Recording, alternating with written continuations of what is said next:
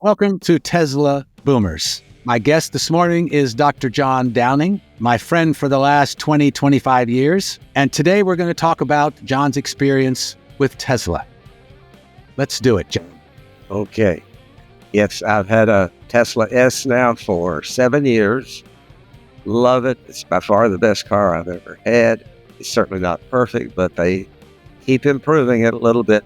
I love the acceleration. I don't need it, but it's faster than a Corvette 0 to 60. Helps getting out into traffic. Bingo. Makes you feel like you're still alive. That's right. Warn everybody, sit back.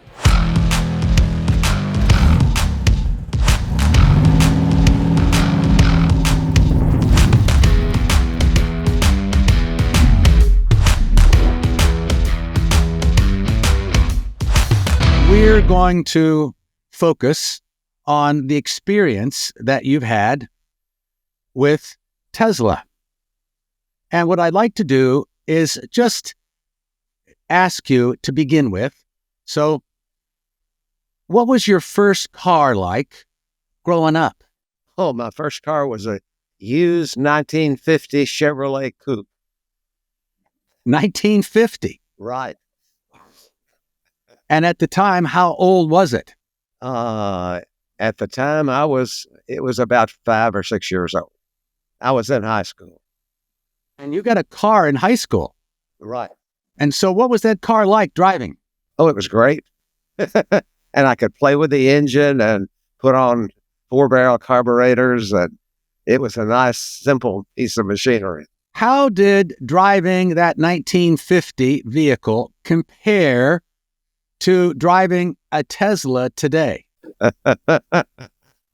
Probably like a horse and buggy. It didn't even have seatbelts. I actually put seatbelts in it. That was before they were required. So what things today are better than driving that 1950? The biggest is that we carry our climate around with us. It have air conditioning. Well, it had air flowing through, but not very cold. Walk me through the cars that you've owned since that 1950. Oh, wow. Okay. My first new car was a couple of years later when I was getting married. And it was a 1957 Chevy Bel Air, aqua and white. No air. The only extra it had was an AM radio. And it cost $1,500. And I had that about 10 or 11 years probably. Actually, I had that all the way through college, medical school, and into the Navy. The next car then was a Nash Rambler station wagon. By then I was married and had a couple of kids. And we would lay down the back seat and put a piece of plywood in there, and the kids could play in the back while we were going places. And didn't worry too much about getting them buckled in. Let's see what was next. Probably an Oldsmobile 88, and somewhere in the 60s. Let's see, would that have been in the? Yeah, that would have been sometime in the mid 60s. How is that different? It had air conditioning. I don't remember whether the Nash did or not. I don't think it did. And that was a big thing. And it had automated high-low on the lights. That was neat. And probably the next one I got after that a few years later was a Mercedes sedan, which was a big step up. Unfortunate thing was, as soon as it was out of warranty, everything started breaking. And it was very expensive to repair.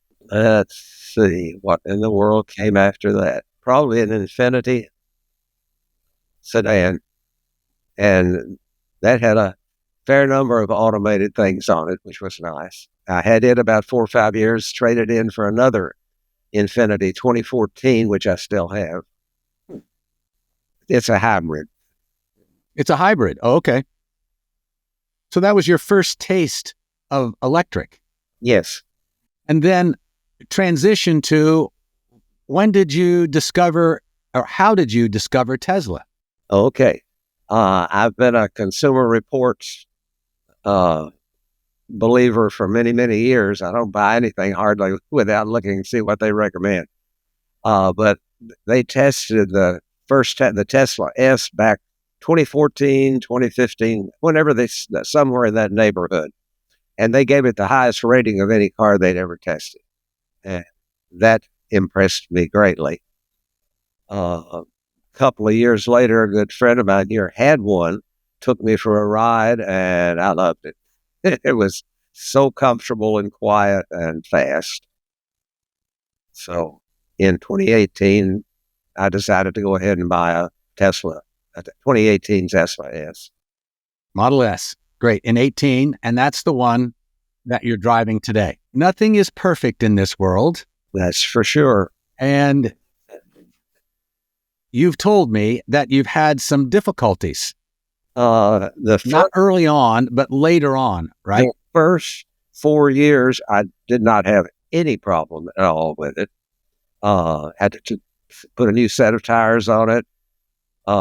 Then the actuator on the electric access broke, and I taped it shut for a while, and then finally took it back down to Tesla in Nashville, and they replaced it. Then did not have any other problem with it until about 9 months ago. I was charging it, and it wouldn't turn back on. It was dead. And I had to have it taken to Nashville, and the main battery had failed. And I asked them, how much is that going to be? And they said, nothing. It's still under warranty. And how many miles did you have on your Tesla then, on your Model S? Probably 50,000 miles, but it was the warranty still had about another year to go, they said. One of the challenges to Tesla, I've learned, is aftermarket. And it's not as experienced as the aftermarket with ICE vehicles, GM and Ford, because that's dominated by the dealers. And because Teslas are all purchased online, all new ones, of course. Right. Yeah, I bought mine online. Exactly. Mm-hmm. So I believe they're still improving the relationship they have with the aftermarket. So that's being nice to say that doesn't always work well. Yeah. Yeah. When I bought the car, I was told that, the battery probably would last 6 or 7 years and would be somewhere around $7,000 or $8,000 to replace. Well, I thought that didn't sound too bad. But I found out that currently there's a serious shortage of new batteries, and they're like $16,000. And there are some aftermarket batteries, but which are somewhere around $4,000 to $6,000, but they have like a 1-month warranty. Thank you. But no, thank you. They have, but a friend of mine who has signed on with Tesla for local service, my friend who showed me the first one, his failed, and he's been looking for a battery for the M. And he said, it's really bad right now, but he said the same thing happened with the Prius. When the Prius batteries started failing, they were extremely expensive. Now they're cheap. So he said it'll just probably take time to get enough replacement new batteries. And if you look at the technology in batteries, what you see is the improvement in technology is going this way, and the cost is going down. Right, and they're building huge factories. Right. Yep, we've got one here in Bowling Green, Kentucky. Right, Elizabethtown, Kentucky. Exactly, it's being built. So, did you ever think you'd be the kind of person that would be driving an electric car back in the 50s? No. Of course, the very first cars were electric. Exactly. 1800s. Exactly. But they didn't win. Henry Ford showed them up. Yes, he did. Yep. And paid his workers enough that they could afford to buy one. So can you, based upon you acquiring your Model S in 2018, can you give me a couple examples of how Tesla grew on you? Okay, it's just very comfortable to drive. I love being able to update the software, and there's a little improvement every time they come out with a software update. And I think that has to be the future. I've had it back to the dealer only once for the battery or the charge cover, and then twice for the battery in 6 years, 7 years. So what you've just described is the ability of Tesla to upgrade the software Yes. in the Tesla and to do it on Wi-Fi right at your house. Yes. When you don't know what's happening, it's upgrading. Always an improvement every time they do it. Something works better. Imagine that. It just keeps getting better and better and better. Now, one of the things that's coming down the road, and when you and I, when you allowed me to take a test drive in your Model S last week, and we looked at the technology called full self-driving, FSD. And FSD with the Model 4 computer is working with hands off. You don't have to grip the steering wheel.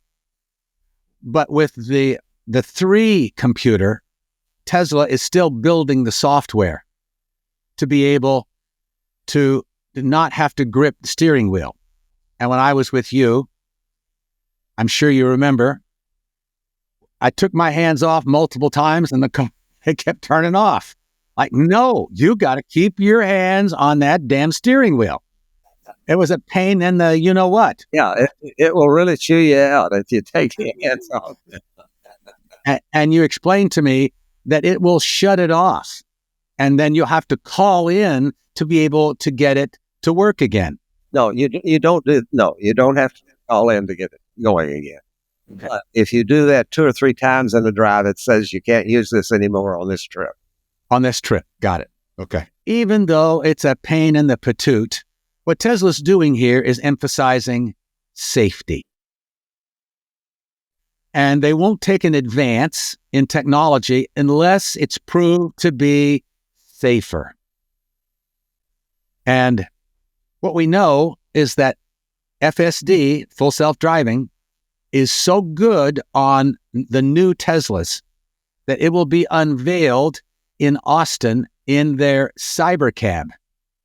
This is their robotaxi that has no steering wheel and no pedals, 2 seats in front, and it moves by itself. That scares me. I like to have a little control. Exactly. So this will be unveiled in June in Austin. And by itself, the idea for us here in Bowling Green, as we get older, is that in a typical ICE vehicle where we are driving, our spouses one of these days are going to reach over, or our kids are going to reach over and say, "Dad, let me have your keys." Yep. And I have planned ahead, and that's one of the big reasons that I'm interested in full FSD. Yes. Yeah. I don't know. I'm 87. I don't know how much longer my kids will let me drive. Well, FSD will be full tilt in June, and that means it ought to be on your Model S by then. It would be wonderful. It will be wonderful to just tell it, "Take me to the supermarket." Yeah. Kroger on Scottsville Road. Right. And then, it has Smart Summon too. Yeah. Does Smart Summon work on yours? I've only played with it a couple of times. Okay. So, well, Smart Summon says, "Okay," in your phone, "Pick me up." It has already parked it. Then it comes right down front at Kroger, lifts the lid. You put your groceries in. Piece of cake. Okay. Take me home. Done. Yep. Hey, that will improve our lifestyle as we get older. Absolutely. Exactly. I already been through that in my head. That's a big reason that I want a car that will do that. Of course, I use Uber, and that's a wonderful thing to have.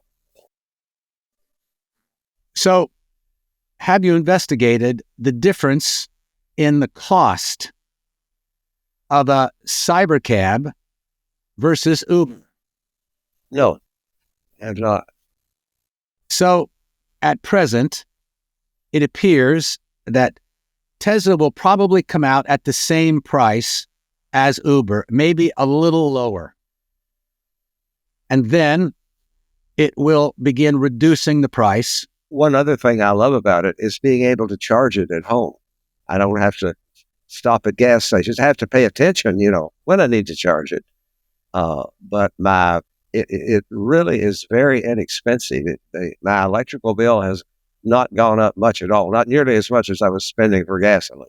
This is a continuing issue for us here at Tesla Boomers to help everyone, especially boomers, reduce the cost of their retirement.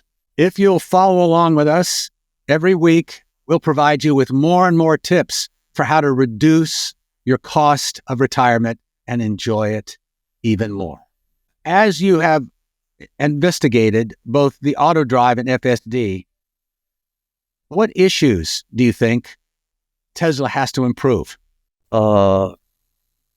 It kicks it out a little too easily. Yeah, if you assist it or you think it's not you're not turning into a curve quite fast enough, it'll just kick it out. It needs to be a little less sensitive. So maybe they're overemphasizing safety at this point. Yeah, which is okay. Yep. So sometimes you can't get to someplace you want as quickly as you want, but you're going to get there safely. Right. As you think about you as a Tesla driver in Bowling Green, so to what extent do you think you are in the mass versus an outlier? I'm probably an outlier. And is that a general characteristic for you? Yes, I'll try anything new. You and I are both early adopters. Yeah. And you know what they used to say? Those settlers, those are the ones with the arrows in their back. Have you investigated other products that Tesla is offering? And let me just walk through them. So have you investigated solar or the solar, the batteries, the power walls? Yeah. Have you investigated those? I have looked at it, and I think it's very interesting. I haven't gotten into it very much, but I read an article or two about it. And I did look into solar, and it wouldn't work in my house. They said I didn't have enough roof facing south. Well, you and I both live out in the country, and Nancy and I have looked at it, and we think we can put it in a field. Yeah, and that's certainly a possibility. It wouldn't have to be a lot more efficient to be able to do that. And they've improved the power walls dramatically. And the power walls are the batteries. And you can put 1, 2, or 3 power walls together.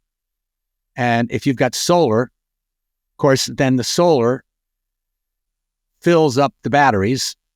And then at night, the batteries can run your car, can run your house. And the other thing is that your Model S can also be used to produce electricity for your house. That's interesting. Isn't that interesting? Yeah. And with the Cybertruck that has a massive battery, it can run a house for a couple days. Really? All by itself. It's just so huge. Yep. I measured in my garage. Wouldn't fit long enough. It won't fit in mine either. Right. Yeah. I thought about how I might be able to use that outside.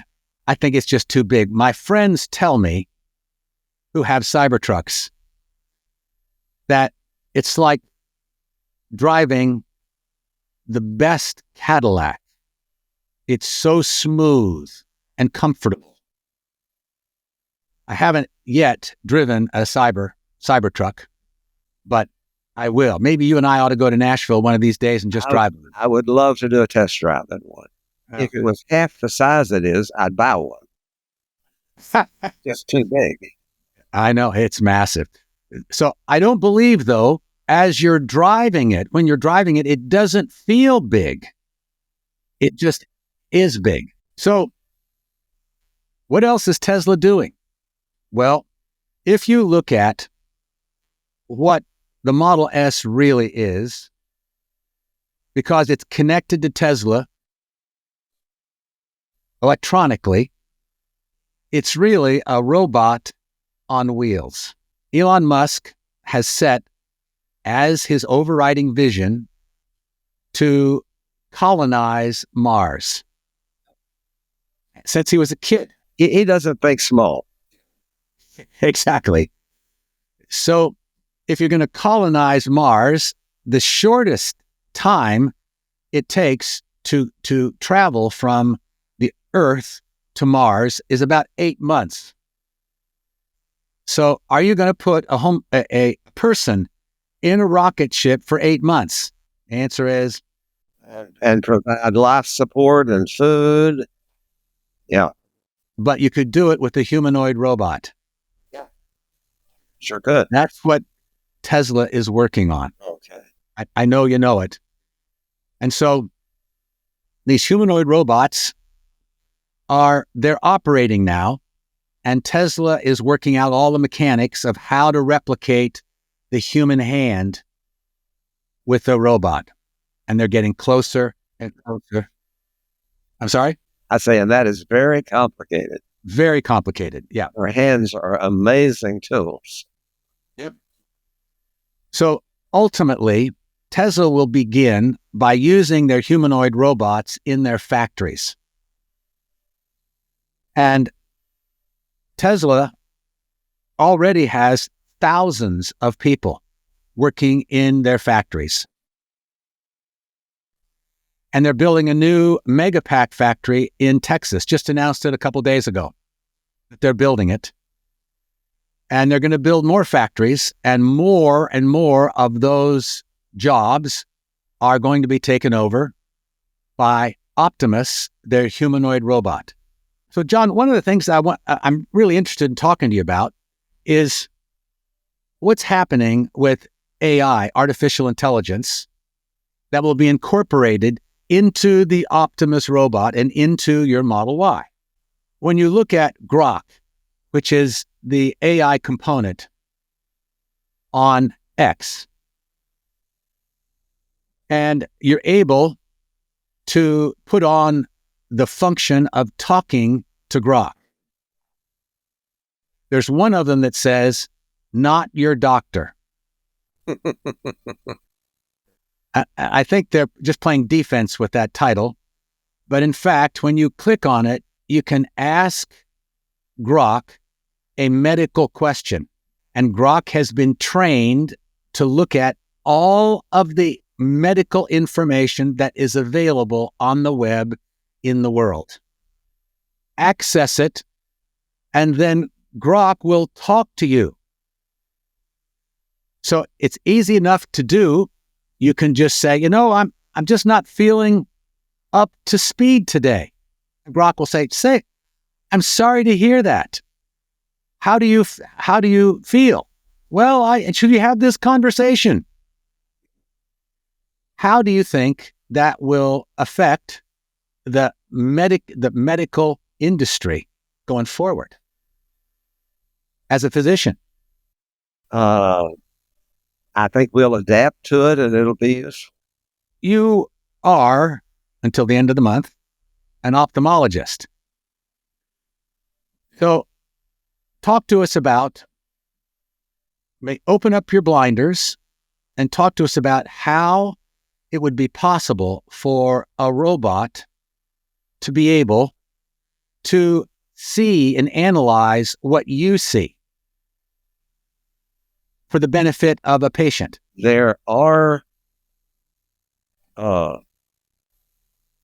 programs now that are working on that seriously. There's an organization, international organization I've volunteered with for 30 some years that works with doctors in developing countries. And they have developed trainers and are developing robots to help them be able to get up to speed and increase the number of patients they can see.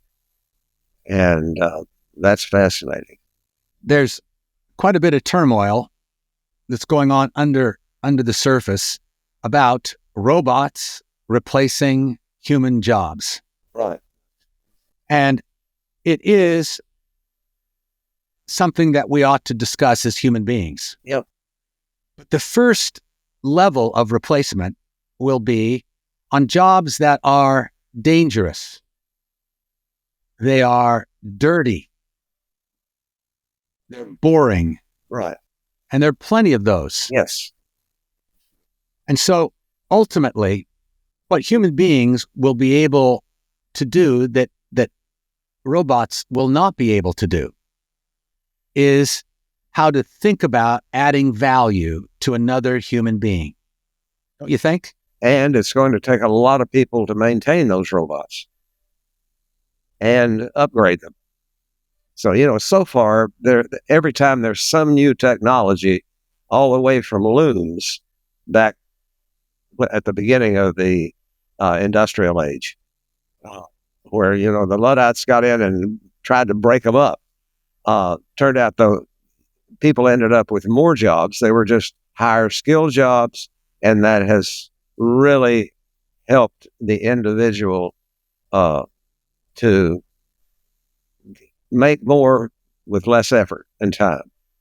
And what's important is how much time do we have to spend to buy whatever we want to, the time value of something.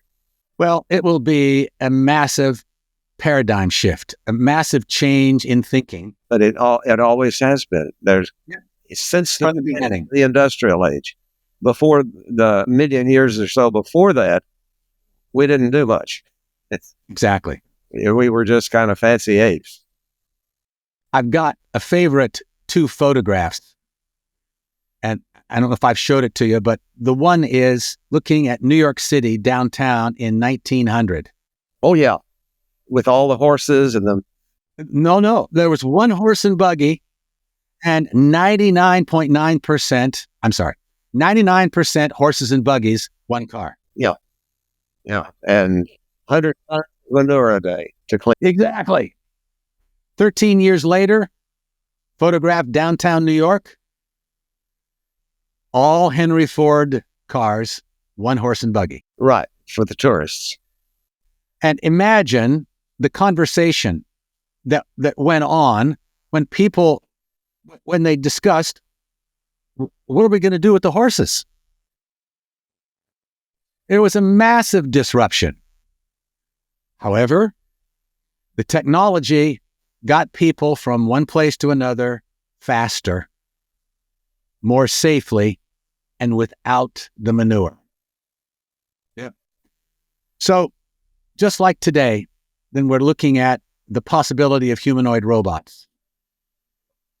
Once these are placed in a manufacturing situation so that they are manufactured to scale, which dramatically drives down cost. There's the sense that these humanoid robots will cost $8,000 to $10,000, much less than a car, and that most people will then be able to afford one. And everyone will have their own robot. You think to yourself, well, what will they do? Anything that you don't want to do, they'll do.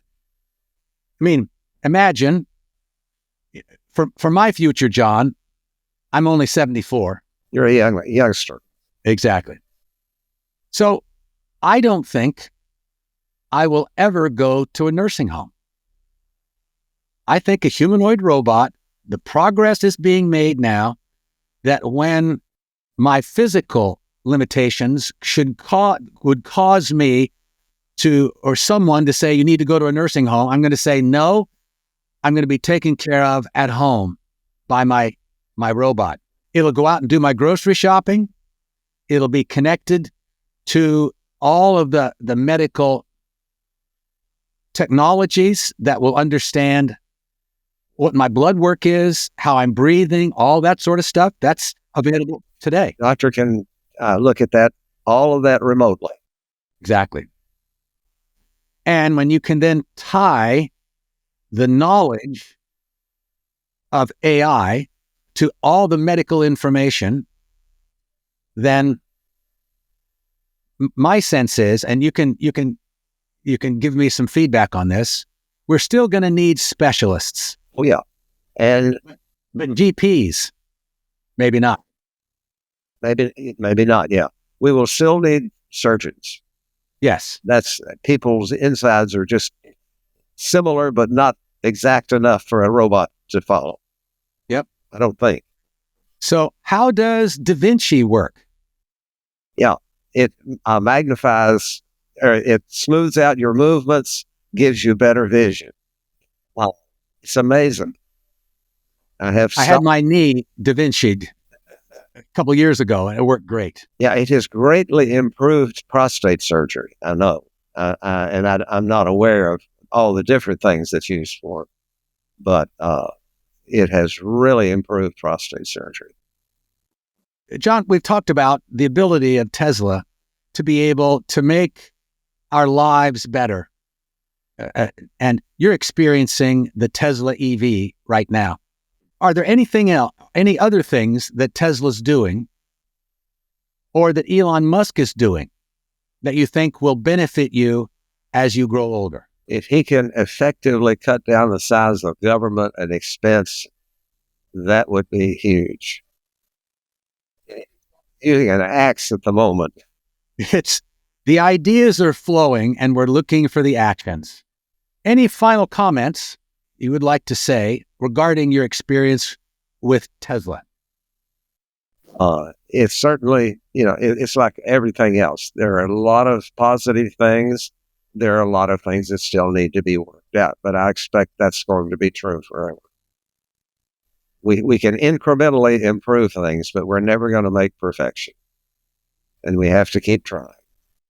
Perfection can be the goal, but when you put perfection as the goal, what you get is excellence. Yeah. Yeah. It's been fun, John. It has been. Thank you very much. You're very welcome. I've learned a lot here. I'm glad that you learned something today. I did too.